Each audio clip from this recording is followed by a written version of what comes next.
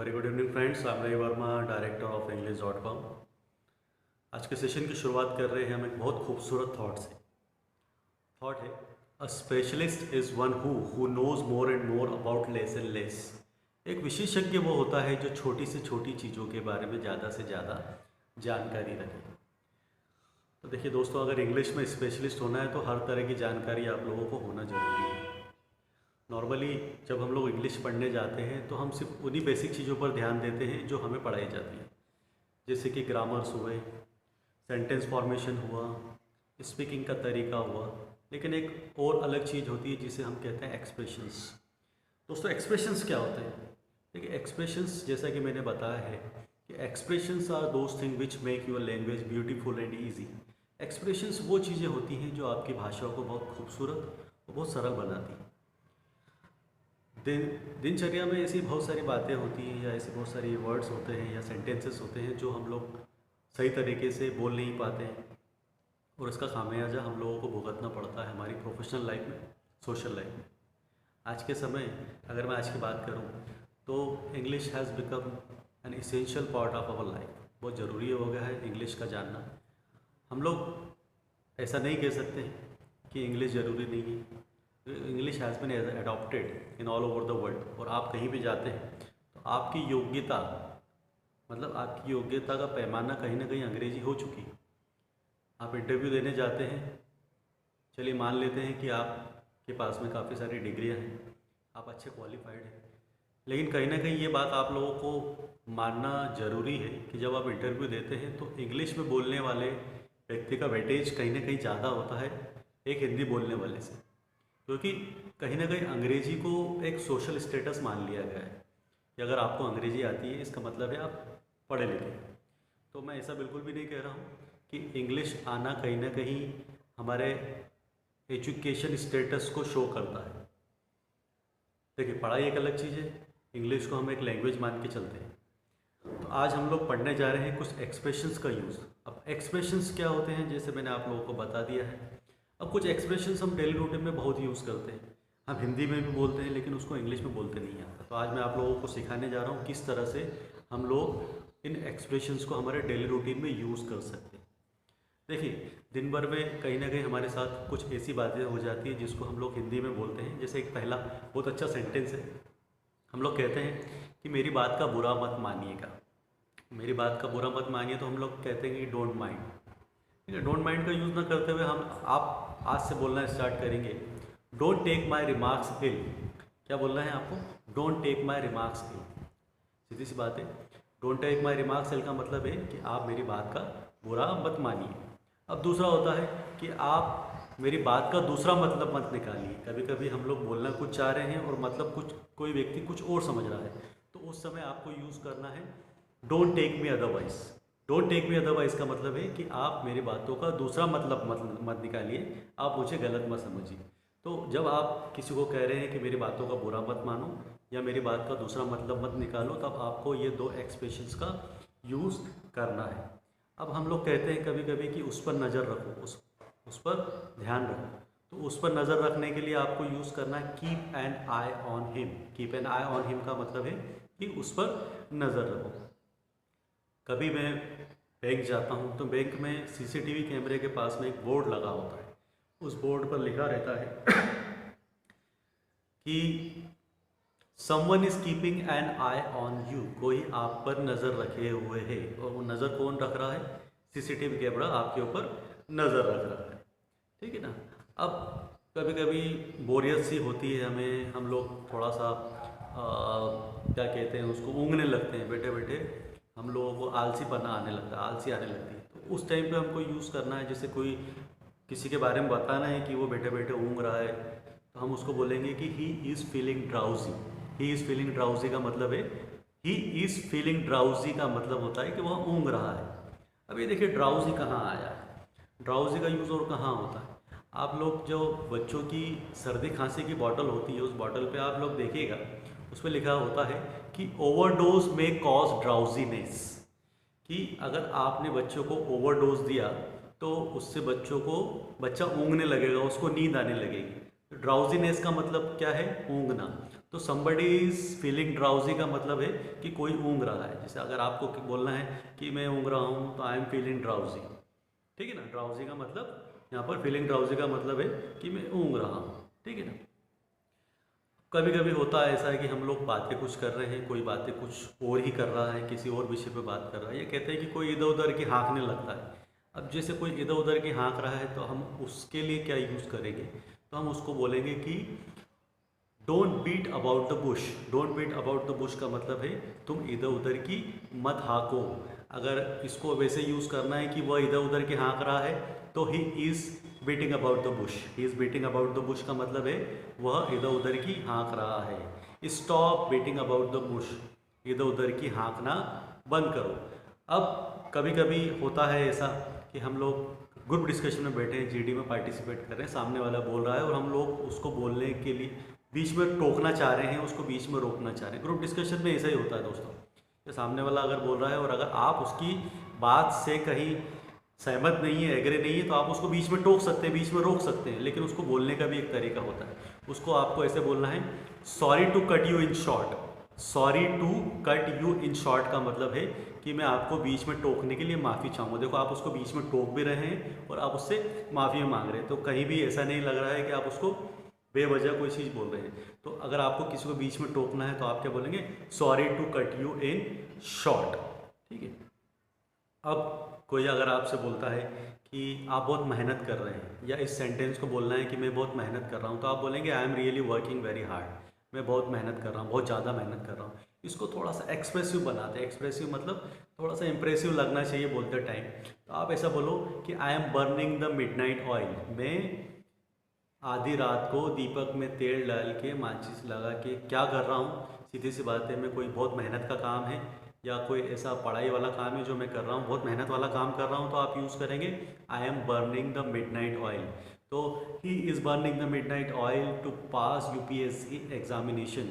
वह UPSC examination pass करने के लिए बहुत मेहनत कर रहा है। I am burning the midnight oil to get first rank in board examination में। बोर्ड एग्ज़ाम में पहली रैंक पाने के लिए बहुत कड़ी मेहनत कर रहा हूँ। तो उस टाइम पे आपको क्या यूज़ करना है, I am burning the midnight oil. If somebody is burning the midnight oil का मतलब है कि वो बहुत ज़्यादा मेहनत कर रहा है, ठीक है ना। इसी तरह से अब एग्ज़ाम की बात चल रही है, तो एग्ज़ाम में कभी कभी ऐसा भी होता है कि हमारी स्थिति बड़ी दयनीय हो जाती है। अब स्थिति दयनीय होने के लिए इंग्लिश में क्या यूज़ करना है, तो हम यूज़ कर रहे हैं। जैसे अभी लास्ट एग्जामिनेशन में मेरी स्थिति बड़ी दयनीय थी, बहुत परेशान था मैंने तैयारी नहीं करी थी और पेपर बहुत टफ आया था।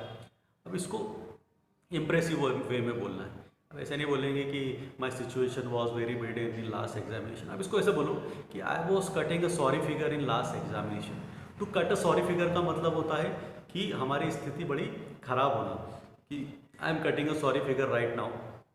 मेरी फ़िलहाल स्थिति बड़ी दयनीय है। और अगर मैं बोलूँ कि पिछले पेपर में मेरी स्थिति बड़ी दयनीय थी, तो आई was cutting a sorry figure in last examination. तो आप इसका यूज़ वैसे भी कर सकते हैं। कभी कभी हम लोग मार्केट में जाते हैं तो आपको बोलना है कि नहीं मेरे पास में पैसे नहीं है। अब मेरे पास पैसे नहीं है तो आप बोलेंगे आई डोंट हैव मनी या आई हैव नो मनी। तो इसको थोड़ा सा इंप्रेसिव वे में कि किसी को बुरा भी नहीं लगे, उसके लिए आपको यूज़ करना है कि I am running short of money.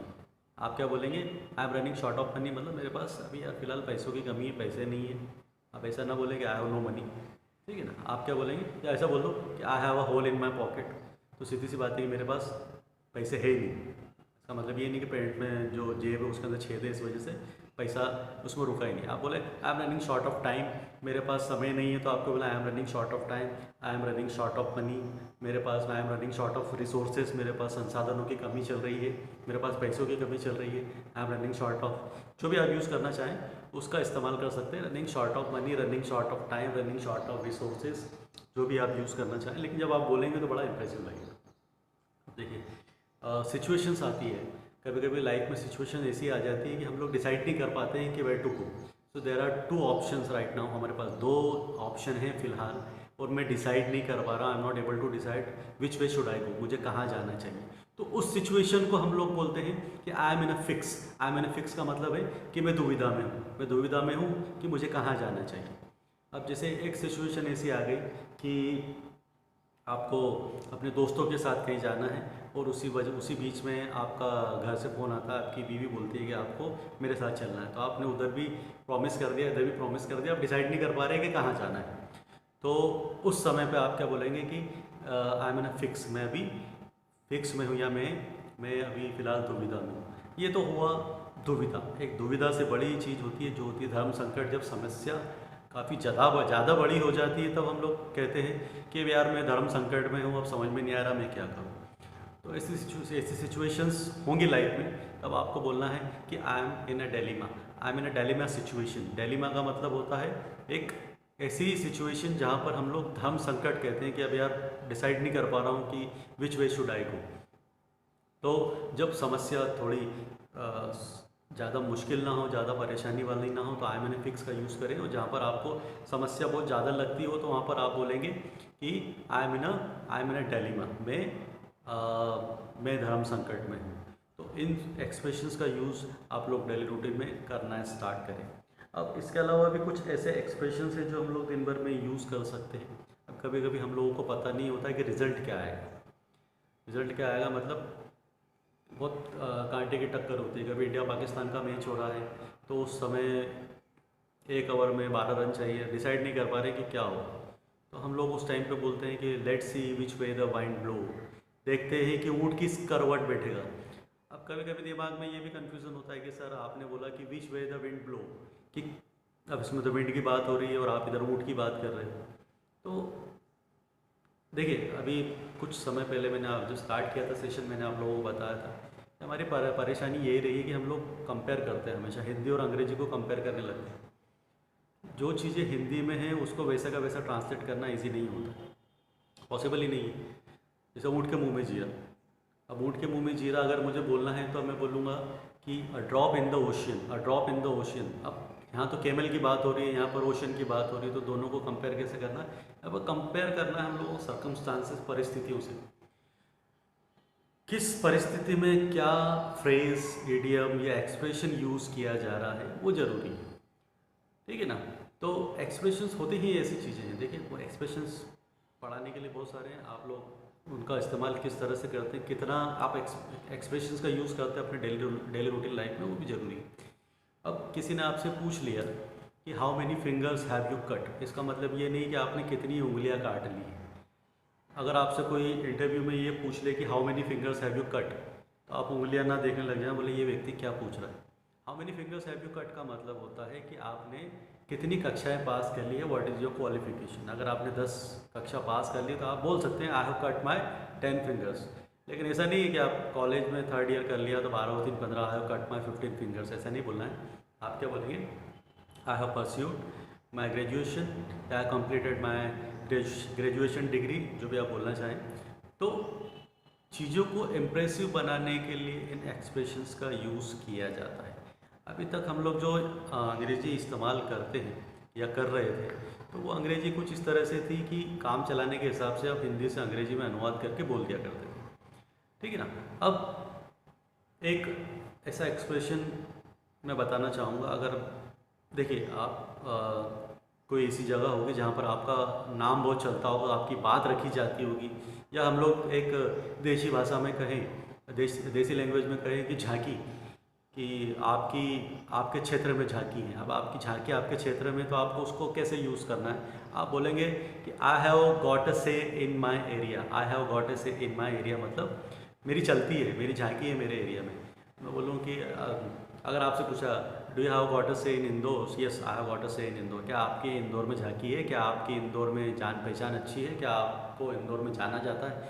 आप बोलेंगे yes I have got a say in Indore, I have got a say in Indore. तो इसका मतलब क्या हुआ? इसका मतलब ये हुआ कि मेरी पूछ परख है, मुझे लोग जानते हैं, मुझे अच्छे से लोग मानते हैं। इस तरह से आप आई हैव गॉट अ से का यूज़ कर सकते हैं, ठीक है ना। कुछ और एक्सप्रेशंस का हम लोग यूज़ करेंगे। अब जैसे कभी कभी हम लोग किसी की तारीफ़ करना चाहते हैं, अब तारीफ़ करने के लिए हमारे पास में शब्द नहीं है, तारीफ़ करने के लिए शब्द नहीं है, तो आप उस टाइम पे यूज़ करेंगे कि I am really short of adjectives. क्या बोलेंगे? I am short of adjectives, मतलब मेरे पास आपकी तारीफ़ करने के लिए शब्द नहीं। इसी को अगर आप नेगेटिव वे में बोलना चाहेंगे, यार मेरे पास क्या बोलूँ, शब्द नहीं है। अब ये चीज़ निगेटिव तरीके से, मतलब मेरे पास बुराई करने के लिए शब्द नहीं है, तो आप उस टाइम पे बोलेंगे I am short of words. I am short of words का यूज़ आप बुराई करने के लिए कर सकते हैं। I am short of adjective का यूज़ आप करें पॉजिटिव वे में, यार मेरे पास तारीफ करने के लिए शब्द नहीं है, इट इज़ रियली फंटास्टिक, क्या बोलूँ मैं, बहुत शानदार। और फिर उसके बाद में आपको बोलना है I am short of adjectives, या फिर आप बोला I am short of words, what ever you did it was I am really short of words. तो आपको एक्सप्रेशन का यूज कुछ इस तरह से करना है। आप देखिए, अब कभी किसी की तारीफ़ करना है तो आप कैसे तारीफ़ करना है, कोई एक टी शर्ट पहन के आया, जैसे आप मैंने यहाँ टी शर्ट पहन रखी, काफ़ी पुरानी टी शर्ट होगी, लेकिन अगर आप तारीफ़ करना चाहें तो आप क्या बोलेंगे कि this blue T shirt is going well on you. This blue T shirt is going well on you का मतलब है कि ये जो नीली टी शर्ट है आपके ऊपर जच रही है। गोइंग वेल का यूज़ कर सकते हैं या प्लेइंग वेल का यूज़ कर सकते हैं। This blue T shirt is playing well on you या गोइंग वेल ऑन यू। हम लोग क्या बोलते हैं, this T shirt is looking beautiful है। टी शर्ट कैसे ब्यूटीफुल लगेगी, आप सोचिए ना।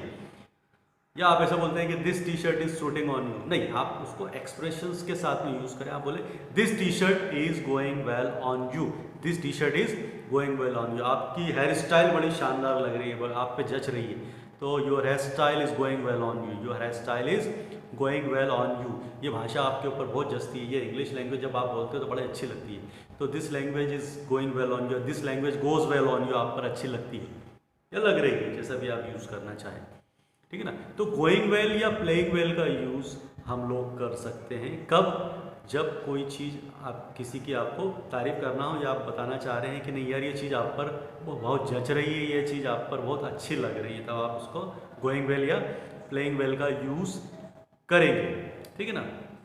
अब इसके अलावा भी कुछ ऐसी चीज़ें, जैसे अगर हम लोग देखते हैं कि कुछ प्रवृत्ति के लोग, कुछ ऐसे लोग होते हैं जिनका नेचर एक जैसा ही होता है। अब एक ही तरह के लोग हैं तो हम लोग उन लोगों के लिए क्या बोलेंगे, they all are the birds of same feather, मतलब ऐसे पक्षी हैं जिनके पंख एक समान है। तो इसका मतलब क्या हुआ, इसका मतलब ये हुआ कि ये वो व्यक्ति है जिनका नेचर एक जैसा है, ये सारे एक ही थैली के चट्टे बट्टे हैं। They all are the birds of same feather flock together, या कह सकते हैं कि they all are the chips of same block, they all are the chips of same block, एक ही थैली के चट्टे बट्टे, ठीक है ना।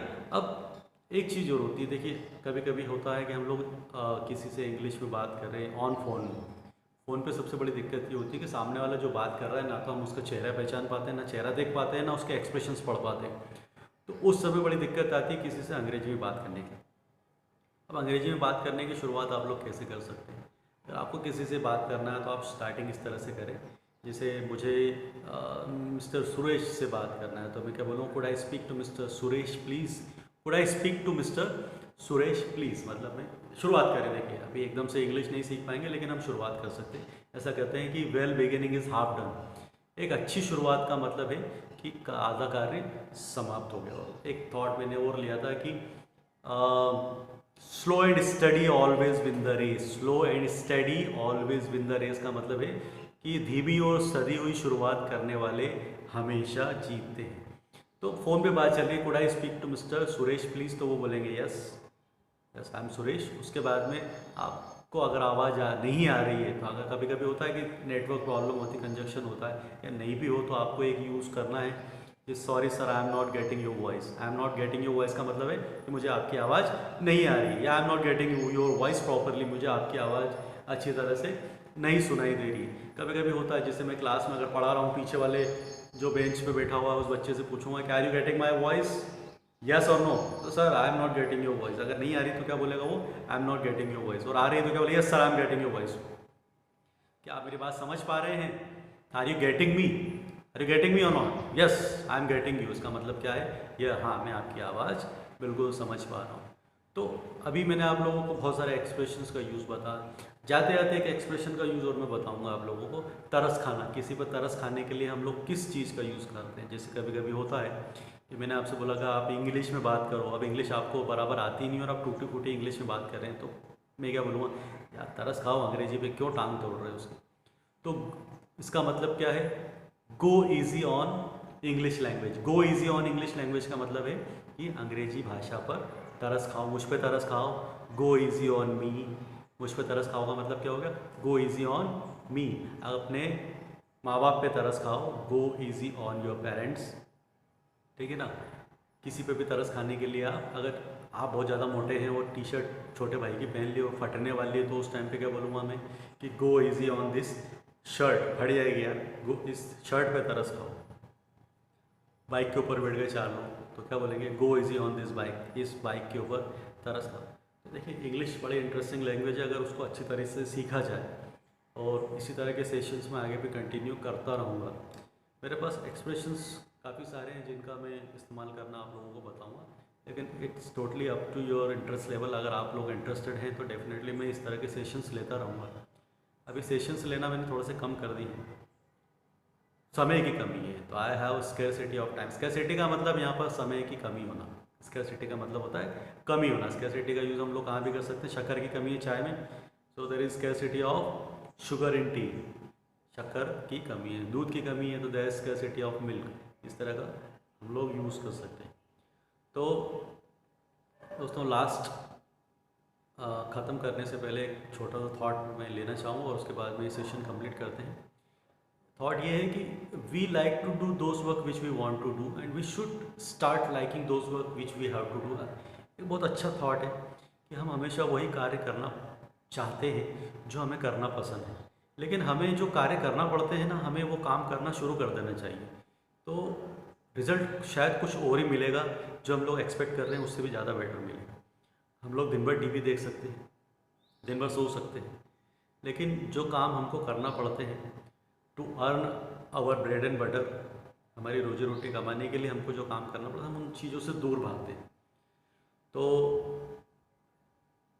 डोंट वेस्ट टाइम, टाइम बर्बाद ना करें, और just make the most of this video and make the most of my whatever I have taught you. So just enjoy the session and we will continue our class. Thank you very much.